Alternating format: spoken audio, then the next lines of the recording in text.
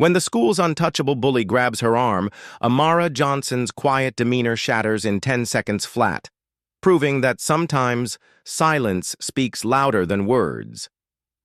Before we go any further, comment where in the world you are watching from and make sure to subscribe, because tomorrow's story is one you don't want to miss.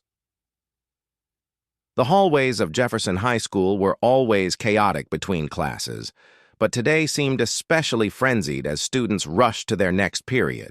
Amid the commotion, Amara Johnson moved quietly, keeping to herself as usual.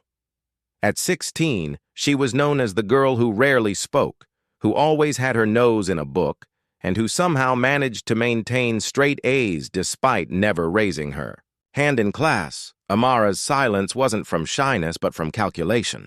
She'd learned early that in high school, drawing attention rarely led to anything good. Better to blend into the background, observe, and focus on her goals. Her mother had always told her, "Education is the one thing they can never take from you."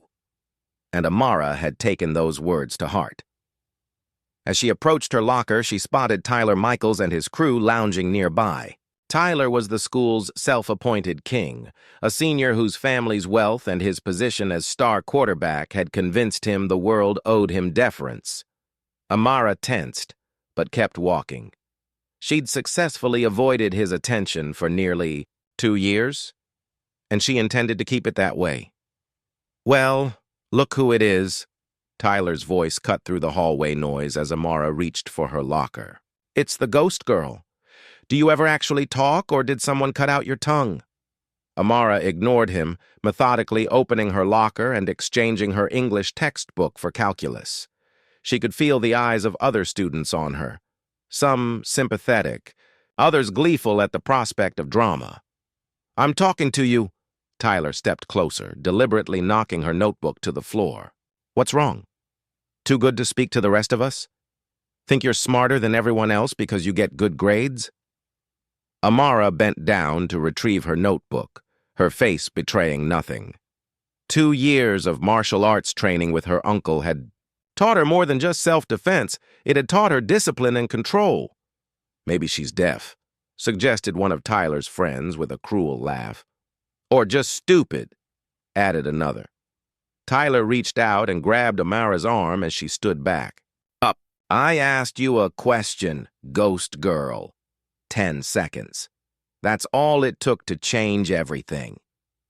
In one fluid motion that spoke of years of practice, Amara broke Tyler's grip using a simple wrist lock, twisted his arm behind his back, and pressed him against the lockers. The movement was so swift, so precise, that most onlookers didn't even register what had happened until Tyler was already pinned. "My name is Amara," she said quietly, her voice calm and steady despite this being the first time many of her classmates had heard it. "Not ghost girl, and the next time you put your hands on me or anyone else without permission, I won't be so gentle." The hallway fell silent. Tyler's face pressed against the cold metal of the locker, his expression a mixture of shock and humiliation. His friends stood frozen, unsure whether to intervene. "Do we understand each other?" Amara asked, applying just enough pressure to make her point without causing actual pain. "Yes," Tyler managed, his voice strained. Amara released him and stepped back, smoothly collecting her books as if nothing unusual had occurred. The bell rang, breaking the spell that had fallen over the stunned audience. "What are you all looking at?" Tyler snapped at his gaping friends, rubbing his wrist. "Let's go." But something had shifted. The aura of invincibility that had surrounded him was now fractured. As he stalked away, his usual swagger was noticeably absent. Ms. Rodriguez, the history teacher who had witnessed the entire exchange from her classroom doorway, caught Amara's eye and gave her a subtle nod of approval. She had seen everything, including the fact that Amara had used the minimum force necessary, had not escalated the situation, and had acted only when physically grabbed. Word spread through Jefferson High like wildfire. By lunchtime, everyone had heard some version of how the quiet black girl had taken down Tyler Michaels in seconds flat. Some versions were wildly exaggerated, claiming she'd flipped him over her shoulder or knocked him unconscious. The truth was impressive enough. In the days following the confrontation with Tyler Michaels, Jefferson High School seemed to breathe differently. The air was charged with an unspoken shift in dynamics, a subtle yet undeniable change that rippled through its corridors and classrooms. Amara Johnson, who had always preferred the solitude of her own company and the quiet companionship of books, found herself at the epicenter of this transformation. Despite her initial intention to remain an observer rather than a participant in the school's social hierarchy, she discovered that her actions had thrust her into a new role, one she hadn't sought but couldn't ignore. 2 days after the incident, Amara sat alone in the cafeteria as was her custom, her nose buried in a novel while she nibbled on her sandwich. She had chosen a corner table, away from the bustling center of the room where cliques gathered and gossip flowed like an unending stream. This spot had been her sanctuary for years, a place where she could exist without intrusion or expectation. But today felt different. As she turned a page, she sensed movement nearby and looked up to see Lily Chen standing hesitantly by her table, lunch tray in hand. "Is this seat taken?" Lily asked softly, her voice barely audible over the hum of conversation around them. Amara blinked, surprised. No one had ever approached her before, not like this, not with such visible respect. "No," she replied after a moment's pause, setting her book down. "It's free." Lily slid into the chair opposite her, placing her tray carefully on the table. For a few seconds, neither spoke. Then Lily broke the silence. "That was pretty amazing what you did," she said earnestly, meeting Amara's gaze. "Tyler's been terrorizing half the school for years. I don't think anyone's ever stood up to him like that." Amara shrugged, uncomfortable with the praise. "I just want to be left alone," she said simply, echoing words she'd spoken many times before. Yet even as she said it, she knew things were no longer so straightforward. Her desire for solitude clashed with the newfound attention. She was receiving both overt and covert. Students glanced at her more frequently now, some whispering behind their hands, others nodding respectfully when they passed her in the halls. It wasn't admiration exactly, though there was plenty of that, but something deeper, recognition. They saw her not merely as the quiet girl who kept to herself, but as someone who refused to be diminished. "Well, you might have trouble with that now," Lily admitted with a small smile. "You've kind of become a legend." She leaned forward slightly, lowering her voice conspiratorially. "But at least Tyler's keeping his distance. From everyone, actually. It's like he's afraid you might have taught your moves to the whole school." Amara allowed herself a tiny smile at that, though she didn't respond directly. Instead, she picked up her sandwich and took another bite, savoring the irony.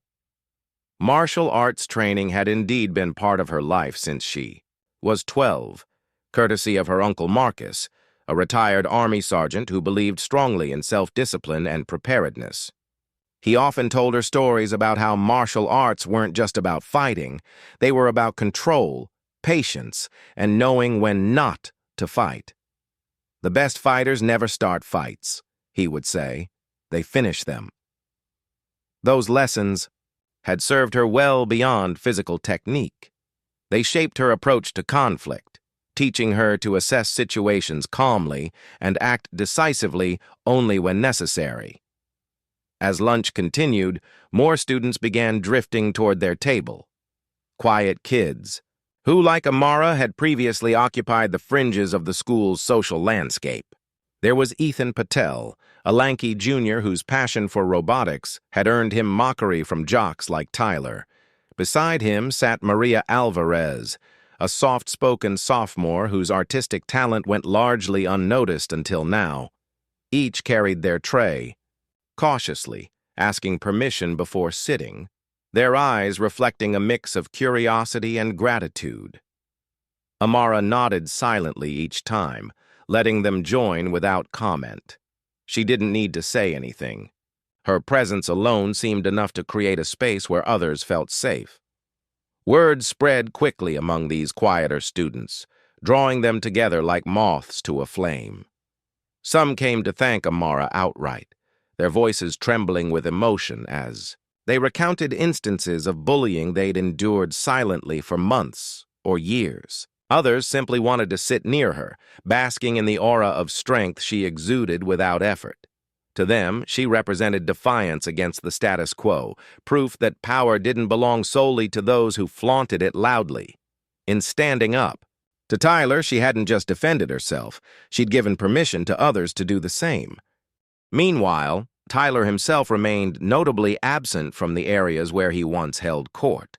His usual swagger was replaced by a wary stiffness, as if every corner might conceal another challenge. Though he still commanded respect on the football field, his authority in the hallways had been irrevocably shaken. Teachers noticed the change too. Mr. Thompson, the math teacher, remarked during faculty meetings that Tyler's disruptive behavior had all but disappeared overnight. Even Ms. Rodriguez, who had witnessed the original confrontation, observed that his interactions with classmates were markedly less aggressive. Whether out of genuine reflection or fear of further embarrassment, Tyler appeared to be recalibrating his approach to others. For Amara, life settled into a new rhythm. While she remained mostly quiet by choice, her silence carried weight now. It demanded acknowledgement rather than dismissal. When she did choose to speak, people listened closely, hanging on her words as though they held hidden wisdom. Classmates sought her advice on everything from homework assignments to personal dilemmas, trusting her judgment implicitly. Teachers began calling on her more often, recognizing her contributions as valuable insights rather than mere participation points. And though she never sought leadership, she found herself becoming a de facto figurehead for the quieter students, a symbol of resilience and dignity. Yet despite these changes, Amara stayed true to herself. She continued excelling academically, maintaining her focus on the goals her mother had instilled in her: education as liberation, knowledge as power. Her evenings were spent practicing martial arts under Uncle Marcus's watchful eye, refining techniques that combined grace with precision. These sessions grounded her, reminding her that true strength lay not in dominance, but in discipline.